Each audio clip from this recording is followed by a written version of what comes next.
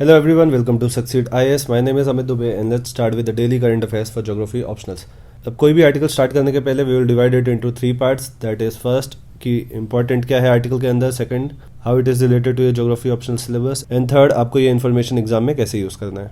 अब first article is about rain water harvesting. यहाँ पे दिल्ली डेवलपमेंट अथॉरिटी ने कल एक वेबिनार कंडक्ट किया था on master plan for Delhi 2041. इसमें वेरियस स्टेक होल्डर्स ने अपने अपने सजेशन दिए एंड कुछ इंपॉर्टेंट सजेशंस थे कि फर्स्ट वाटर हार्वेस्टिंग पे ध्यान देना है, second fire safety compliance in commercial centres, and third management of धलाउस बाय लोकल बॉडी. अब ये धलाउस क्या होते हैं यहाँ पे हम लोग देखेंगे.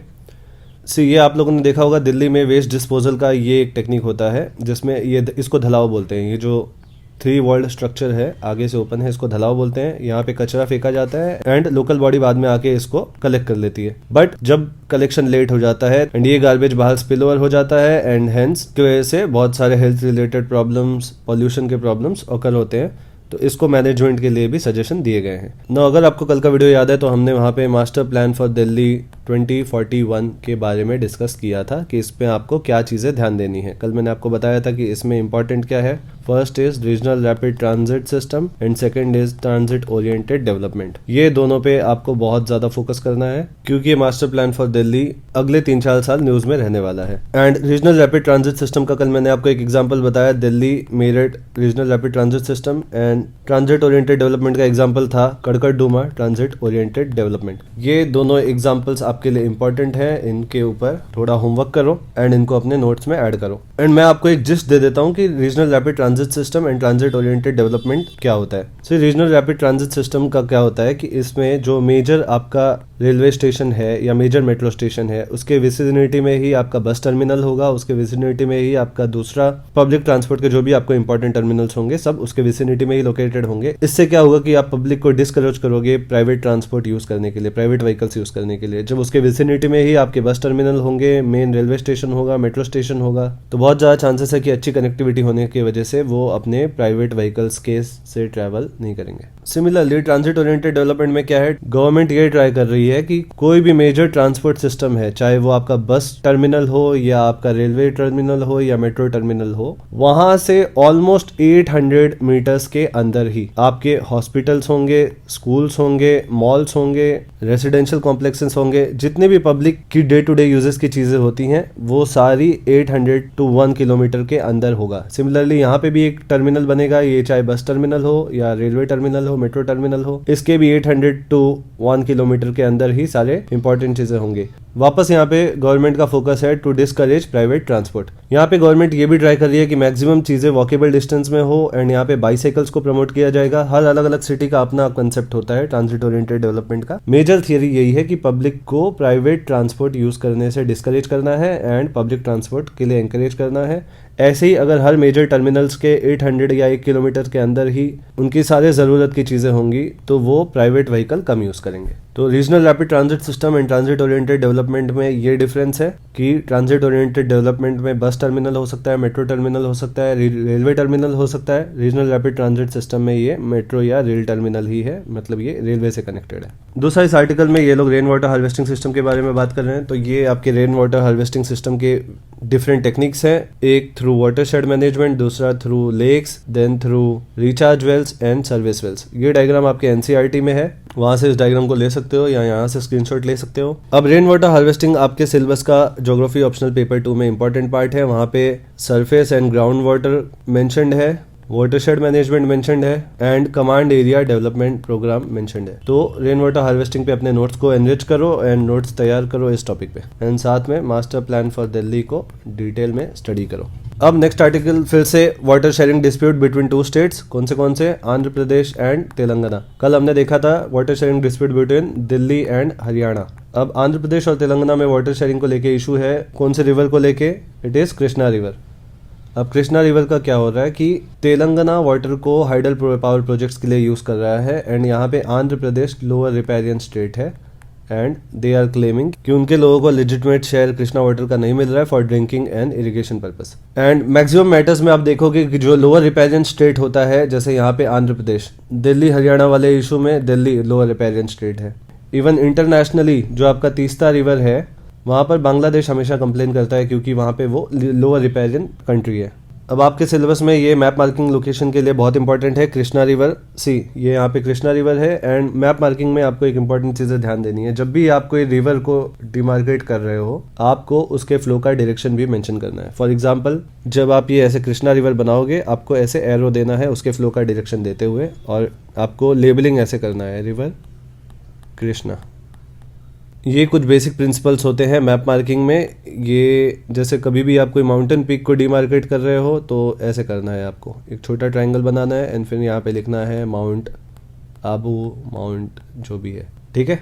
अब नेक्स्ट आर्टिकल देखते हैं। Next article is about Russia and US have a common interest on climate change. See ये बहुत कम होता है कि रशिया और यूएस का किसी भी पॉइंट पे सिमिलर व्यू हो, पर ये क्लाइमेट चेंज के इशू में ये दोनों का व्यू वही है कि भाई इसको जल्दी से जल्दी कम कंट्रोल करना है एंड पेरिस एग्रीमेंट को डीपॉलिटिसाइज करना है, उस पर पॉलिटिक्स लाके उसको बर्बाद नहीं करना है, जैसे ये लोग ने बहुत सारे इंटरनेशनल एग्रीमेंट्स को कर दिया है रशिया और यूएस ने मिलकर। तो इस आर्टिकल में कुछ खास नहीं है। आपके सिलेबस से ऑफकोर्स क्लाइमेट चेंज बहुत इंपॉर्टेंट टॉपिक है, global warming and climate change, आपको उस पर ध्यान देना है।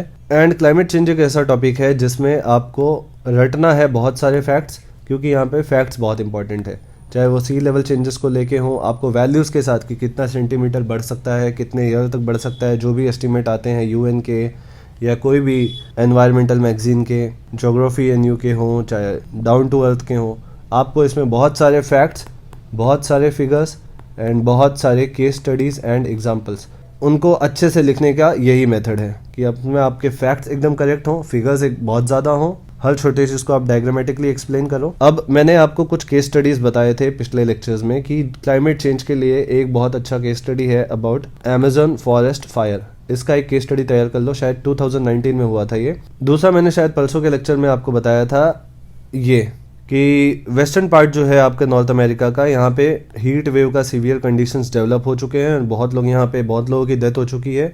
यहाँ पे ब्रिटिश कोलंबिया में फॉरेस्ट फायर्स इरप्ट हो चुके हैं, यहाँ पे सदर्न कैलिफोर्निया, लॉस एंजलिस, इन सब जगह पे सीवियर हीट वेव कंडीशंस हो चुके हैं। और जो आपका रॉकी माउंटेन्स है, सपोज ये आपका रॉकी माउंटेन्स है, वहाँ तक हीट वेव का कंडीशंस डेवलप हो चुका है। तो ये अगेन साइंटिस्ट इसको बोल रहे हैं ये क्लाइमेट चेंज की वजह से हुआ है। तो ये सब भी आपके लिए रिसेंट एग्जाम्पल्स हैं on the topic of climate change. ना अगला आर्टिकल आपका शुगर केन कल्टीवेशन के बारे में है। इस आर्टिकल में ये बोला गया है कि शुगर केन कल्टीवेशन का जो एरिया है उसमें थोड़ा इंक्रीज हुआ है एंड बाकी कुछ खास नहीं है इस आर्टिकल में, पर आपके सिलेबस से रिलेटेड बहुत इंपॉर्टेंट चीज़ें हैं इसमें। पहला आपको पता होना चाहिए कि शुगर केन कल्टीवेशन के एरियाज कौन से हैं। यहाँ पे कुछ मेंशन्ड है जैसे उत्तर प्रदेश, महाराष्ट्र, कर्नाटका, तमिलनाडु, और जो एरियाज इंपॉर्टेंट है वो है मध्य प्रदेश, ओडिशा। एंड यहाँ पे मैंने डायग्रामेटिकली भी आपको बताया हुआ है। ऐसे डायग्राम्स आपको एंड में बनाने हैं जब आप कोई भी रिसोर्स के बारे में बता रहे हो, उसको डिमार्केट करके उसको अच्छे से हाईलाइट करना है। एंड यहाँ पे देखिए, यहाँ पे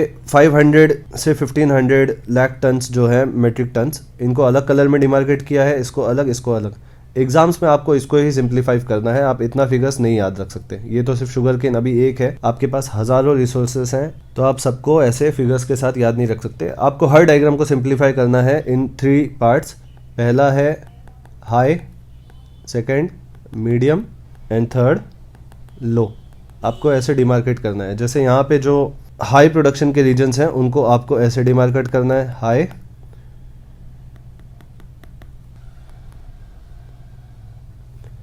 ये सब आपके है मीडियम एंड ये आपका है लो, ठीक है। एंड एक चीज़ यहाँ पे ये ध्यान देना है कि हाई, मीडियम, लो का डिमार्केशन कभी भी स्टैंडर्ड यही है। कभी कभी कुछ लोग का जब हम लोग आंसर इवेलुएट करते हैं, उन्होंने क्या किया होता है, ये डिमार्केशन होता है उनका हाई का, ये डिमार्केशन होता है उनका लो का। ये डिमार्केशन रॉन्ग है। जो पेपर इवेलुएटर्स होते हैं आपके यूपीएससी में, वो ज्योग्राफी के प्रोफेसर्स होते हैं, वो लोग ऐसा डिमार्केशन देखेंगे तो पहले ही उनका दिमाग खराब हो जाएगा। तो आपको ये बेसिक चीज़ों का ध्यान देना है। एक बार तो ऐसा हुआ कि एक स्टूडेंट था आईपीएस, उसके कॉपी में मैंने ये चीज़ देखा कि उसने लो को ये डिमार्केशन दिया था एंड हाई को ये डिमार्केशन दिया था। तो प्लीज़ ऐसा मिस्टेक्स अवॉइड करो। तो और इसमें ये इंपॉर्टेंट है कि आपको शुगर कल्टीवेशन के एरियाज़ देख लिया आपने। सेकंड, आपको ध्यान देना है कि शुगर प्रोडक्शन में इश्यूज़ क्या हैं। इश्यूज़ जैसे कि कोऑपरेटिव्स के प्रॉब्लम, लो क्रशिंग सीजन होता है, लो यील्ड ऑफ आउटपुट है हमारे यहाँ पे, कॉस्ट ऑफ प्रोडक्शन हाई है, तो ये जो आपके इश्यूज हैं, जो distribution of sugar cane cultivation है, पिछले 2-3 डेकेड्स में कुछ इंपॉर्टेंट शिफ्ट आया है शुगर कल्टीवेशन के पैटर्न में, क्रॉपिंग पैटर्न, क्रॉपिंग इंटेंसिटी, ये भी आपके सिलेबस का पार्ट है। एंड आजकल शुगर केन बहुत सारे बाई प्रोडक्ट्स दे रहा है, जैसे मोलास हो गया आपका, बगासे हो गया, ये सब इथेनॉल प्रोडक्शन और अल्टरनेट फ्यूल जैसे यूज होते हैं। तो ये सब चीज़ें आपको अपने नोट्स में डालनी है, इसको ध्यान में रखो। अब अगला आर्टिकल आपका वापस से वही पॉपुलेशन के ऊपर। पिछले 2 दिन से हम लोग देख रहे हैं कि पहले यूपी गवर्नमेंट का पॉपुलेशन पॉलिसी आया। अच्छा, कल मैंने गलती से यूपी का नेशनल पॉपुलेशन पॉलिसी बोल दिया था, तो ये आप लोग प्लीज़ ध्यान देना, उसको नेशनल पॉपुलेशन पॉलिसी नहीं है, वो यूपी का अपना पॉपुलेशन पॉलिसी है। तो यूपी का पॉपुलेशन पॉलिसी कल आया था, फिर वहाँ पे बिहार के चीफ मिनिस्टर ने कुछ कमेंट किया था। आज राजस्थान के हेल्थ मिनिस्टर ने कमेंट किया है कि ये जो रिसोर्सेज पे स्ट्रेन पड़ रहा है पॉपुलेशन की वजह से, एक्चुअली कोविड में ये सब स्टेट्स ने रियलाइज किया कि ड्यू टू हाई पॉपुलेशन उनके ऊपर बहुत ज़्यादा स्ट्रेन है, क्योंकि रिसोर्सेज बहुत जल्दी डिप्लीट हो जाते हैं एंड मैनेजमेंट ऑफ रिसोर्सेज यहाँ पे एक बहुत बड़ा इशू है। ऑलमोस्ट रोज ही हम लोग न्यूज़ सुनते हैं कि वैक्सीन खत्म हो गया, जबकि हमने अब तक सबसे ज़्यादा वैक्सीन लगाए हैं in terms of absolute numbers. 38 crore के आसपास वैक्सीन लग चुके हैं। तो यहाँ पे राजस्थान के हेल्थ मिनिस्टर बोल रहे हैं कि हम लोग को भी लीगली एक पॉपुलेशन पॉलिसी लाना चाहिए जो पॉपुलेशन को कंट्रोल करे। एंड राजस्थान ने पंचायती राज इंस्टीट्यूशंस में पहले से जिनके 2 से ज़्यादा बच्चे हैं उनको इलेक्शन कंटेस्ट करने से डिस्करेज किया है through Panchayati Raj act of 1994। अब यहाँ पे वापस से वही डिबेट चल रहा है कि ये लोग बोल रहे हैं हमको लॉज लाने पड़ेंगे क्योंकि रिसोर्सेज डिप्लीट हो रहे हैं एंड एनवायरमेंटल डिग्रेडेशन हो रहा है। सिमिलरली यूपी गवर्नमेंट ने भी यही बोला था कि हमारे एनवायरमेंट का डिग्रेडेशन हो रहा है एंड हमारे रिसोर्सेज के ऊपर बहुत ज़्यादा स्ट्रेन है। सिमिलरली ये आर्टिकल में मैंने कुछ हाईलाइट नहीं किया है क्योंकि सेम वही सब चीज़ें चल रही हैं कि आप जो है कोअर्शन का मेथड नहीं यूज़ कर सकते पॉपुलेशन के ऊपर। This is against the fundamental rights of article 21। जो बेसिक राइट्स हैं आपके, right to life and liberty, वो इन्फ्रिंज होते हैं। यूपी गवर्नमेंट ने क्या अडॉप्ट किया है, population policy with reward and punishment. कल मैंने इसके बारे में डिटेल बात किया था एंड मैं उसका आपको लिंक भी दे दूंगा। यहाँ कहीं आई बटन में वीडियो का लिंक पॉपअप हो रहा होगा, उस वीडियो को आप लोग देख लेना। यूपी गवर्नमेंट का जो टारगेट्स है और जो पॉलिसी है उसको हमने डिटेल में बात किया है। तो यहाँ पे अगेन वही डिबेट चल रहा है, हम लोग को कायरो कंसेंसस अडॉप्ट करना चाहिए। ये हमने कल देखा था। कायरो कंसेंसस में क्या था कि पॉपुलेशन को आपको अवेयरनेस क्रिएट करना है about maternal mortality rate, infant mortality rate and contraceptives के यूज़ को प्रमोट करना है। तो जो दूसरा स्कूल ऑफ थॉट है उनको ये बोलना है कि आप पॉपुलेशन को फोर्स नहीं कर सकते लीगली कोई लॉ ला के, एंड आपको उनको अवेयर करना है। एंड जब वुमेन एजुकेटेड हो जाएंगे उसके बाद ऑटोमेटिकली वो खुद से फैमिली प्लानिंग पे बहुत ध्यान देंगे एंड पॉपुलेशन स्टेबलाइज हो जाएगा। अच्छा, कल मैंने आपको पूछा था कि आप लोग neo Malthusian and Malthusian theories के बीच में डिफरेंस बताओ। माल्थस बोलते हैं कि पॉपुलेशन जो है वो एक्सपोनेंशियली ग्रो होगा, वेयरएज फूड रिसोर्सेज जो है वो उनका ग्रोथ लीनियर होगा, ये एक्सपोनेंशियल ग्रोथ है। तो ये जो गैप हो जाएगा बिटवीन पॉपुलेशन एंड रिसोर्सेज, इसके वजह से पॉजिटिव एंड प्रिवेंटिव चेक्स आएंगे, जैसे फेमाइन होगा एंड वॉर होगा, एंड हेंस हम लोग को कॉन्ट्रासेप्टिव्स के यूज़ को प्रमोट करना चाहिए।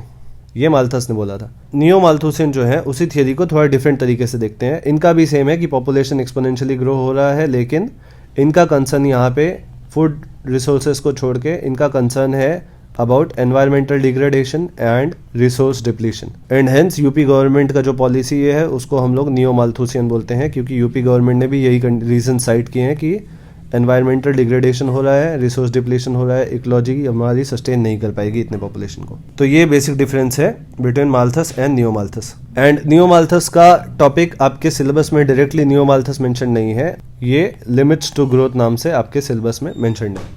अगला आर्टिकल फिर से आपका तालिबान और अफगानिस्तान के ऊपर है। यहाँ पे तालिबान ने अफगानिस्तान का एक इम्पॉर्टेंट पॉइंट कैप्चर कर लिया है, इम्पॉर्टेंट एरिया जिसको बोलते हैं स्पिन बोल्डक एरिया। यहाँ पे मैप में आप देख सकते हैं ये स्पिन बोल्डक एरिया है एंड ये बॉर्डर क्रॉसिंग है जहाँ से आप अफगानिस्तान से पाकिस्तान में एंट्री करते हो। तो ये बहुत इंपॉर्टेंट लोकेशन था जिसको तालिबान ने कैप्चर कर लिया एंड अब तालिबान को डायरेक्टली एक्सेस मिल गया टूवर्ड्स पाकिस्तान का बलूचिस्तान रीजन। नाउ ये जो पाकिस्तान का बलूचिस्तान रीजन है ये पहले से तालिबान का फेवरेट एरिया है। जैसे हमारे यहाँ पे मिलिटेंट्स टेररिस्ट एक्टिविटीज़ करके पाकिस्तान के साइड भाग जाते हैं, वैसे यहाँ पे तालिबान क्या करती है, कोई भी इनको मेडिकल फैसिलिटी चाहिए होती है या कुछ भी इनको दूसरा कुछ अटैक करके भागना होता है तो ये बलूचिस्तान में आ जाते हैं। बलूचिस्तान जो है ये पाकिस्तान का एक डिस्टर्ब्ड एरिया है, जैसे हमारे यहाँ पे कश्मीर है एंड यहाँ पे ये लोग सेफ हेवेंस बना के तालिबान वाले आके आराम से यहाँ पे रुकते हैं और अपना टेररिस्ट एक्टिविटीज कंडक्ट करते हैं। यहाँ पे इंडिया को भी टेंशन रहता है बहुत तालिबान से, एंड पाकिस्तान तो टेंशन है ही। एंड अब जब यहाँ पे इनका कैप्चर हो चुका है तो इनको अब आराम से बलूचिस्तान आ सकते हैं, वहाँ से ये कराची पोर्ट पे आ सकते हैं, और जो कराची पोर्ट है वो अफगानिस्तान का $1 बिलियन हेरोइन ट्रेड का एक इम्पॉर्टेंट पैसेज है। यहाँ से ये लोग हर रीजन में ओपीएम का अपना जो ट्रेड है वो फैलाते हैं, इससे इनको ब्लैक मनी आता है एंड वो ब्लैक मनी से ये लोग वेपन्स खरीदते हैं।